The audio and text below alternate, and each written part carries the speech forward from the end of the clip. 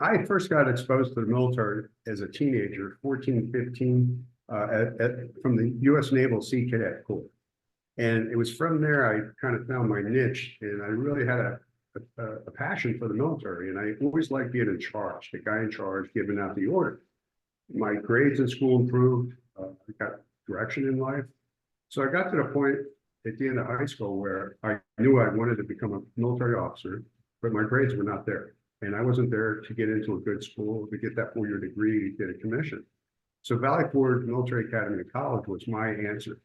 The 2-year college program and the ROTC program is what I needed to get my academics in order, to develop study habits, so I could go on to a 4-year degree and become an officer. For me, it was a very natural transition to Valley Forge because I'd already had a little bit of military training with the Sea Cadets. I was an athlete, so I always maxed the PT test. And it's just, I needed to work on my studies, the study hall environment. That's what I needed. I needed somebody to sit me down, open your book, and crack the books. And that's what Valley Forge did for me. And the rest, honestly, is history. As they say, actions speak louder than words. So what Valley Forge meant to me, I will demonstrate by my actions. And as you can see, I've published a bunch of books, all on Amazon. In the acknowledgements of most of my books, I read down here towards the bottom of this page, to Valley Forge Military Academy and College, who gave me my academic foundation to become a success in life.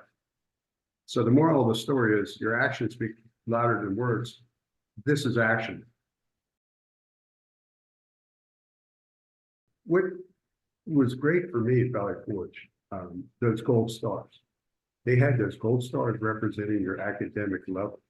I wanted those gold stars. One, I thought they looked cool. Two, I wanted to be the top of my class. So I worked hard to get those gold stars. And you got more privileges. It gave you a motivation for achievement. That really worked for me. Carried on the rest of my life, my career, my academic career. I eventually got a master's degree. And my family. My family have doctorate degrees and have medical professionals. And so that influence has not only affected me in my successful career, but my children, my grandchildren, hopefully. I wrote an autobiography. It hasn't been released yet, called My Military Life. And in that book, I include the book in the conclusion. And in the subtitle, From Sea Cadet to Lieutenant Colonel United States Army, No Regret. And that's how I end the book. I end the book by saying, looking back on the 32 years in uniform, do I have any regrets? And I say, absolutely no regrets. I would do it all over again. Actions speak louder than words. I will show you another example from one of my books. This is leadership lessons. So I did the Combat Journal book series, which was my journal when I went to Operation Iraqi Freedom. I kept a daily journal. Leadership lessons came out of that journal because there were so many leadership challenges with our commander that book wrote itself. And then eventually I made a syllabus for, I do lectures for various colleges and whatnot. And that's based on leadership lessons. So I got leadership lessons, okay? And we're talking about leadership.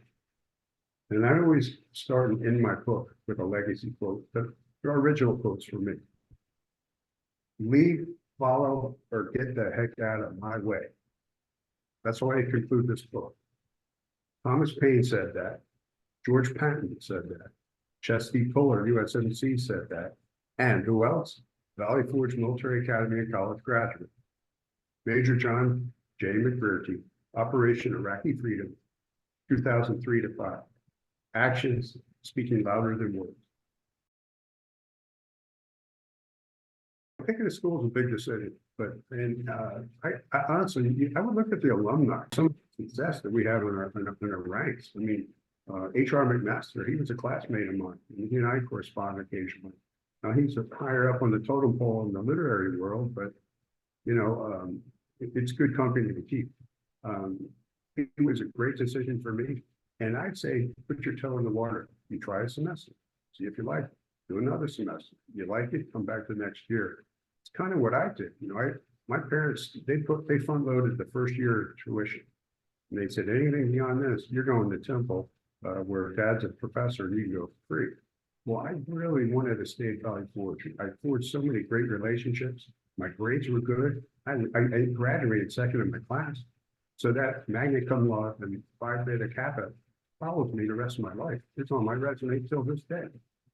So take a chance, hear testimonials, look at the alumni and their track record, and make your decision. Friend, one of my former roommates is Brendan O'Connor. Brendan O'Connor he had a special forces career. He went on to be awarded the Distinguished Service Cross. He is one of the highest decorated war veterans of my generation. And he's been a lifelong friend my whole life. He was the best man at my wedding. So those are the kind of friendships that was forged through Valley Forge till this day. I mean, I graduated there 80 years ago, and I'm still doing, and still in contact with alumni associations. We have events. We're doing a charity golf tournament for alumni here in California. We have my books in the Valley Forge Library, in the museum. So I mean, I can't complain. Valley Forge has been really good to me. I got a lot out of the education, and my family's benefited from it. When I was a cadet there, he had a cadet. He's a lieutenant commander, and one of the big shots. His name is Tom Bell. His whole family went to this school. Dad, uncle, grandfather.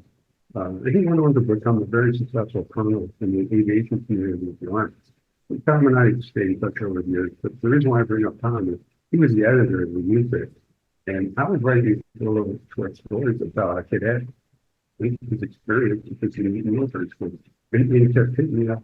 Give me something for the paper. Give me something for the paper. So I would be sometimes at the last minute, but to kind of keep Tom happy, I would create these little stories. And they're out there floating around the world someday. So that's how I kind of got me started. And then I wrote some articles for military publications when we deployed. And then combat essays. Yeah, this was combat essays. It's a series of essays and that I wrote about our unit for the combat and sent them back to newspapers and publications. And, it was published all over the place, these individual essays. So I made a book out. And so that, when I retired, I got into a Veterans Affairs support groups. And through the support groups, I met a mentor, and he helped me. My first book is my master's thesis for my study of American history. And that was my first book. And that's where I really learned the whole craft of how to put a book together, market, and all that. Following that, I knocked out two smaller books, but again, perfecting my craft. Eventually, got into my bigger publications, the Combat Journal, which might be turned into a movie sometime in the near future. And then again, the leadership jumped out of that. And then I had, it's not even up there, I have another book, another series that I started, and I think it published. There's three of it. It's not even up there yet because they're so new. And then I eventually ended up doing a children's series books that have a moral a message to them. And they're in the works and coming out very soon. What I will preface is I have 11 books published on Amazon, and most of these I've given acknowledgement to Valley Forge because they helped me get here in life. Some are bestsellers. I write, the purpose behind my writing is for the soldiers and the Marines that I served with. And I dedicate every book to the 5 soldiers we lost in combat. And I never want them to forget me. And I write for those soldiers, the soldiers I deployed with, and their families and fellow veterans.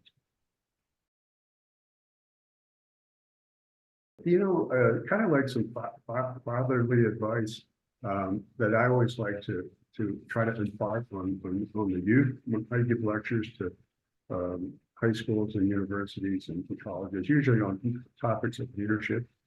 The picking a school is a very big decision, and even bigger decision is picking your partner in life, we'll call it. Now, I'll use me as an example.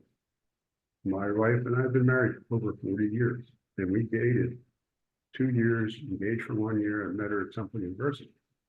Long story short, she is just retired as a 31-year school teacher, has a master's degree in education administration.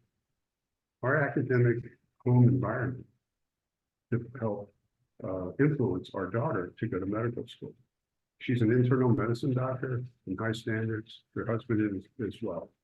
And our son just completed his biochemistry degree as an EMT and continuing his postgraduate studies also in the medical field. So Valley Forge has transcended beyond just me, the alum, to our family and friends and coworkers. So I am forever grateful.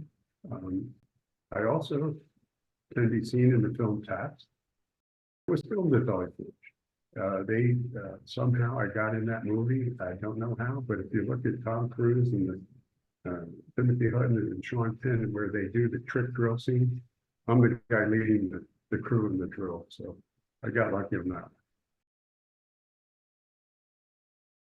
The virtues that Valley Forge instilled in their cadets was, Valley Forge cadet will not lie, cheat, or steal, nor tolerate those that do. And I'll tell you, those virtues, I took them to heart and took them with me into the military service and throughout my life. And it really paid dividends because I talk a lot in the books about, your character. Your character is your actions. It's what you do when people aren't around to watch. What are you doing? That demonstrates your character. And Valley Forge had a big influence on me, developing proper character to become a good officer, to lead by example, and become a good father, and a good humanitarian. So.